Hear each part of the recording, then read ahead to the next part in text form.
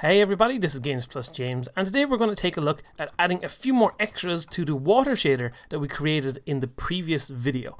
So, as you can see here, we have the water shader effect working correctly, but there's been a few questions from people about things they were wondering how they could add in to the shader, and we're going to take a look at how to do them in the next few minutes here in this video. So, first of all, I'm going to take a look at how we can add a gradient effect to the water. So something you might notice in the real world in general is when the water is close to you, it's much more see-through and you can see what things below you, but a reflection will appear as the water goes further away, so as your eye line is lower. So we can replicate that with a simple gradient effect, so to make it the top of the water here be more reflection and the bottom be less reflection. So let's take a look at how we can do that. So I'm going to open up the shader that I have created, and I'm going to double click on it here, and I'm going to go to the water reflection material that I have here, and I'm going to put the alpha value all the way back up full, so we have a full reflection over here. Now the first thing I'm going to do is set a gradient that we're going to use as a reference for this. And what I'm going to use is just a gradient image, so I already have included with this project. It'll be in the description down below, and you'll have all the files that we'll be using in this. The only real addition to the previous project is this gradient and some art files for a top-down view, which we're going to take a look at a little bit further in the video. But for now, we have this gradient and we want to be able to use this in our shader. So I'm just going to drop this out so I can stretch out the shader so we can see things a little bit better. And then over here in our variables here, I'm going to add a new texture 2D that we'll just call this gradient. Doesn't really matter too much. Then I'm going to drag this into our scene here. I'm going to put it in up above the top here. And then to be able to use this as something that we can see, you should remember that when we want to sample a texture, we have to use a sample texture 2D node. So I'm going to add one in here, sample texture 2D, and put this as the input. And now we need to set a default value for the gradient, so it'll show up here in the shader editor. So I'm going to just drag this box out a bit bigger first of all so I can see things a bit easier. There we go. Then I'll go over here and I'm going to select this gradient. Now it just appears as white here because it's white all the way and then the top of it is faded out, but that doesn't really appear here. But first, to be able to see this, let's try and connect this up. So I'm going to get this color and just drop it out to here, and there we go. We have the color value appearing there, and now you can see we have a bit of a gradient, but this has a gradient at the bottom and see-through at the top. So we want to be able to control the tiling and the offset, much like we did for the reflection of the water back here. So we're going to do a similar thing. We're going to use a tiling and offset node.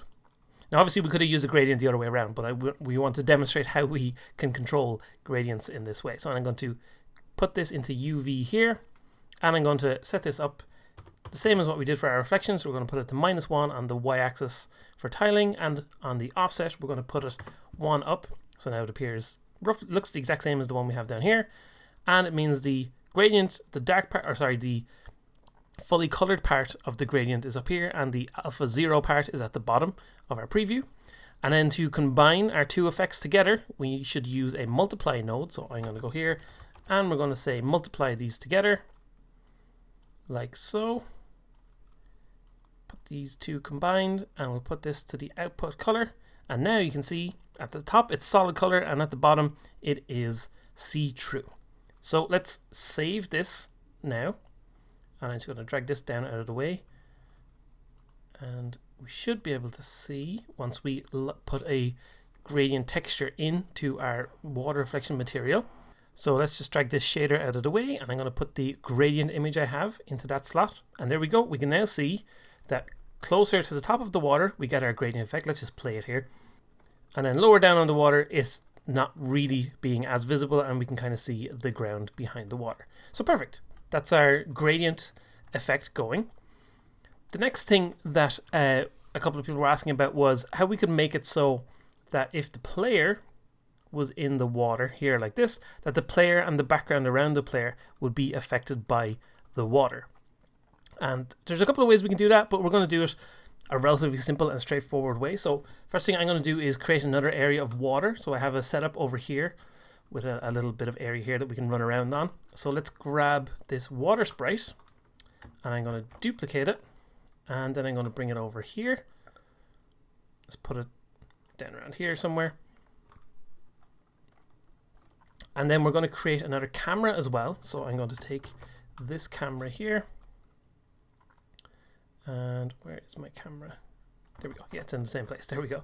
And we're going to create another render texture. So I'm going to duplicate the render texture that we had previously. So that was our water render. So I already created one over here with slightly different sizes. So I made this one longer on the x-axis and a bit smaller. So it'll take up a little bit different of space. So let's just get this down out of here.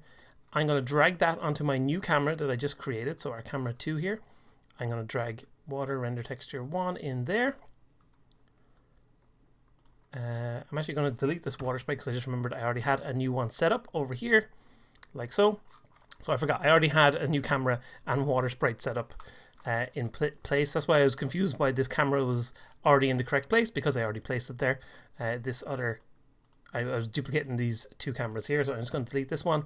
And there's camera 1 here. I've already applied the render texture to it, but just to make sure, we'll just drag that in here like so. So I've got a render texture on this one, but you can see it's just doing the exact same thing as we had before. It has the same material applied to it. So if I play the game here, run the player over, and obviously this reflection over here is completely not doing anything that we want at all. So we need to set up this with a different material for us to use. So let's go back into our shader. I'm going to duplicate this material. And first thing we're going to do is apply this to our water sprite. So let's just call this, just make it easy. We'll just call this water 2, just to make it easy to see what's going on here. So I'm going to put water 2 onto here. And then this one is going to use the new render texture. So I'm going to go back to my assets folder and this new water render texture that I have. So now I've placed this in here. So now we're using this camera on this area, which is perfect. That's what we wanted to do, but it's still obviously reflecting things, but not the way we want to. So it's still reflecting above the camera and stuff like that. You can see our reflection is down here, but that's not quite what we wanted to do. So what I've got is, just to make sure we're all on the same page, I've made sure that the camera here is at the exact same position as the water sprite itself. And the reason we do that is because we're effectively going to capture what is seen below the surface of this water. And we're just going to apply the wavy effect to that. And we're not actually going to use a reflection at all. Because a reflection, when you're playing a game and your player character goes below the water, if you have a reflection on top of the player as well, it's far too distracting for the player. And it makes it really hard to actually play the game. So really, we don't want to use that reflection in here. So we're going to set it up so that we can have a reflection applied to, for example, one case where we're using material, but over here we don't want to use that reflection. So for that, let's go back into our shader, and we have our shader editor open here. So I'm just going to click and drag this up here. And obviously, to be able to control something like that, we want to be able to set whether it's on or off. So for that, we're going to use a bool value. So I'm going to go up here and I'm going to create a new value. So we'll select Boolean here. And then down the bottom here, I'm going to call this mirror reflection. So we're turning our mirror reflection on or off. And we're going to add this in over here where we control what's being shown after the water here. So this is what's kind of controlling our mirroring, is our tiling and offset here and all this stuff in this area here. So we're going to control that with a new section up here. I'm also going to take this section that we just created over here for the gradient, and I'm just going to right click here with them all selected, convert it to a group, or not, sorry, not group, we're not converted, but just make it a group selection. And I'm going to call this gradient, just to make things easy, so that I can drag this out of the way so I know what this little section here does. Then over here, I'm going to get our mirror reflection in here, and we need to say, how are we going to control what's our reflection? So down here, we know that this is what's controlling our reflection. We know we set y here to -1, and then this little vector 2 is setting the y to 1 and taking in whatever x value, which controls our ripples. So we want to be able to use the ripples, which are controlling the x, but on the y value, we want to control this. We want this to be controlled by whether our mirror reflection up here is true or false. So let's handle what should happen with our y-axis. Well, we know that on this y-axis, we want this to be either -1 or just 1, like this. So if it was 1, this then would become 0. So that gives us an upright. So when this is -1, we want this one to be 1. So we need to be able to affect both of these values on these areas here. So let's go up here and we're going to say, hey, we want to determine what happens if this is true or false. So let's create a couple of nodes here. We're going to create a couple of branch nodes. So branch nodes are basically, they take in whether something is true or false, and they take in a bool value, and then they say, hey, if it's true, use this value, and if it's false, use this value. So let's create 2 of these here, 2 branch nodes, because we want to be able to change this here from -1 to 1, and this here from 0 to 1. So if our mirror reflection is false, which by default it is false down here. I'm actually going to set the default to be true because this first one over here should have a mirrored effect, this first water area. And when this goes in here, so when it's false, the first thing we want to do here is switch this between -1 and 1. So when it's true, we want it to be reflecting the mirror, so we want it to be -1. And when it's false, we want it to be 1. And for moving it on the offset, which is what we're doing here with this y value, we want this to be, let's pull the bool in here as well, so that's what's controlling it. We're going to say when it's true, we want it to be 1. So when it's mirrored, we want it to be shifting our texture up. And when it's false, we don't want it to move because it's upright and shouldn't be doing anything else. Okay, so with that done, we can say, hey, well, we know we want this one to be 1 or 0, and that's what this value is here. So let's connect this output to this input here. So now we're controlling this depending on whether this is true or false. So if I go over here and turn this default on or off, you can see it affects our output at the end here. So that's working nicely. But obviously, when we turn it on and off, it's not really giving us what we want to see because we're not controlling the tiling value here. So we want to control this tiling value, but it's not just the y value, it has an x and a y value. So for that, we need to add up here a vector2 node, which will take this as the y value. So we'll put this into y here, and the x value will always be 1. So we have 1 here on our x, that doesn't change. So we want to leave this as 1 here. And then we're going to click this and drag it into the tiling value here. So you can see it shouldn't make any changes over here, but if I turn our mirror reflection off, now we have it just duplicating exactly what the camera sees. So now with that done, we can turn default off. I'm going to group this area, right click, group selection, and we'll call this control reflection mirroring. Sometimes it's handy to just name these little groups with what they're doing. So then I can save this asset now. Again, I'll just click and drag this out of the way for the moment. And on this second water 2 material, we can now, first of all, what I'm going to do is get rid of this gradient because I don't want the gradient to be used at all because we don't want this to be see-through. And I'm going to turn off mirror reflection. So now it's just showing exactly what is here on the ground. And now if I go ahead and play, and we'll just run over here. If I jump in the water, now we get the nice wavy effect applied to our player. It's being applied to the background as well. It's being applied to everything that we see here. You could probably enhance this as well by, for example, adding some water effects when you go in and out of the water. And you could change the character's movement so you move a bit slower when you're in the water and things like that. But for now, that works nicely. That's just giving us a nice little watery effect when we're in the water. So there you go, a simple way to achieve what we want, with just making a few basic changes to our shader editor. But what's really handy about that as well is we now have the option to use the same shader graph to do 2 completely different kinds of water effect. And all we did is remove the gradient and turn this mirror reflection on or off. Okay, so that's a couple of extensions to our side-scrolling water. But one other question I had was how could we handle a top-down water, for example, pools of water when a character is moving around. So this is how I would do it if I was doing it in one of my own games. I'm going to open a scene here, a top-down scene. So if I go ahead and play here, I've got a very simple setup where we have just a player character moving around. This will be a pool of water, And up here, you can see there's another pool of water. And we'll get to how we can combine both of them in a moment or two. But I'm going to stop this playing.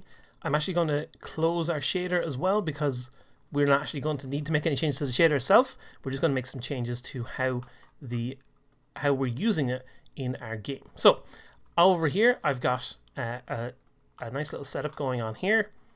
And I've got a water sprite set up, and I've got a reflection camera here with a background as well. So I'm going to turn this reflection camera on, and you can see my background is just these stars.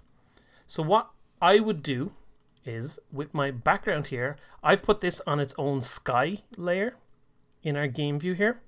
I'm just going to disable this camera component here for a second because that's taking over our screen. And we have our background thing, and the reason I put it on a sky layer is because I don't want my main camera to actually see this. So if I move the camera over here, you can see this camera can't see the background layer. And how we do that is on the main camera, if you go down to our culling mask here, you can see if I click on this where it says mixed, I've unchecked sky. So if I turn it on, we can see the stars in the background. But if I turn it off, we can no longer see it. And the reason we do that is so that if I just turn off the water sprite here, in our camera view, essentially this is an empty pool. There's nothing in there. But, let me just move my camera back over here. But if I turn back on this reflection camera here, I turn off my main camera, I'll turn this reflection one back on, all this is going to see is objects in the world, and I've told this one, I have on my grid view here, I have this assigned to the ground layer. Our ground is assigned to the ground layer, and the camera here is not seeing the ground. So it's only seeing the sky and not the ground. So we can take advantage of that combination of things by going to my assets folder here. I can right click. I'm going to create a render texture that will be, let's just call this down, top down water. I'm going to give this a size of 500 by 500. Doesn't really matter too much for this, for showing this off. But what we're then going to do is get our reflection camera. I'm going to set this to output to this new render texture, like so. I'll turn back on my main camera now. And let's get, we need to assign the material to our water sprite then, because obviously at the moment that's just getting this white image. So let's get our water, we'll use the water 2. No, we'll use a different one. We'll create another one here. I'm going to duplicate this and we'll just call this water tree. Water tree is fine. We're going to apply water tree to that. And now this pool of water with the water tree here. There we go. It's not showing anything at the moment because we don't have the correct render texture on it. It's looking for a camera that doesn't exist in this scene. So we'll drag our render texture that we just created into there. And now we can see our water here. And if I play, you can see the water rippling as we move. And if I move my player down here, at the moment it doesn't do anything, but if I just manually move the player here like this, because I can't walk into the water, if you look at it, you can see there's a ripple effect being applied to the edges of the player. So that's fine. That doesn't really matter too much. But what we want is to get a reflection of the player in the water down below. And there'd be complicated ways you could do this. You'd have to do some more weird stuff with the shader, for example, to make it just reflect right here, but also equally work here as well. But one of the really simple ways to do it, and this is how I would do it personally, and I have done it in a few other things in the past, is to get the player himself and to get his sprites. So he's chopped up into 4 little sprites here, but they don't matter. But I've got the sprites here, and I'm going to duplicate the sprite of the player. I'm going to set the scale of it to -1, like so. And then I'm going to move the sprites. So this duplicated one I just made, I'm going to move this down so it's at the feet of the player like this. Then I'm going to set the position of these in the layer to, let's set this to -5. So now this is behind the ground. So if I have the player walking around in the scene, you can't see that. But if we go to the pool of water, you can now see the reflection of the player in the pool of water here. So it's a very simple little trick, but it works really nicely, and it just looks like you've got a nice reflection going on. You can see there's a bit of weird artifacting here. happening at the edges of the sprite, that's just because the sprite tile sheet, that's just that doesn't really matter. But you can see we get this nice little reflection of the player in the water down below. Now, what if you have two different pools of water? You could potentially have to use multiple cameras with multiple render textures, but if you're smart about the placement of your pools of water, this is another little extra trick that you can use. We could use the same render texture and just move the camera around. So if I just duplicate this water sprite here, and I move this up to the top up here. Now, obviously, this is just going to show exactly what this camera over here sees. So if I just don't maximize this when I'm playing, and if I play, you'll see that if I move the player around down here, it moves in the upper pool as well. Which is perfectly fine because at the moment in the game view, you can't see what's going on here. But if I move up to the top up here, obviously we don't want this to just see what the player is seeing. Or sorry, we don't want it to not reflect the player. So we can't see anything there at all. So what we're going to do is add a very simple script. So it's going to go here, create a C# script, top down water. And to each of these water sprites here, I'm going to add this script like so. And if I open this up, this is going to have one reference to the camera object. So public transform reflection cam. And what we're going to do is as soon as this sprite becomes visible on screen, we're going to move the camera to where that pool of water is. So we're just going to say void on became visible. That does a check to see, hey, is the object that this script is attached to visible in the world? So as soon as it becomes visible, we're going to say reflection cam dot position equals wherever we currently are. So new vector tree transform.position.x transform.position.y, and as always when moving a camera in 2D, we don't want to change its position on the z-axis. So we'll say reflection cam.position.z. Okay, so let's save this. Let's go back into here and we're going to play. Oh no, well, 1 second, we need to assign the reflection camera into that slot here. So now, so one issue is the on became visible thing applies to the editor and to the play mode. So if I keep them both on screen, that'll actually cause some weird errors. So we're going to make sure that they aren't both on screen at the same time. But now, if we look here, you can see it's already created a weird error. So I'm just going to, I'm going to make sure that I maximize on play here, and we'll play again. So this is a bug that might appear when you're in the editor, but not when you're actually playing the game. But we can see here now that the player is looking at the water here. And if I go up to the top up here now, we should see, now we get the camera has moved up to this area. If I pause and look, we can see that the reflection camera has now moved up to here.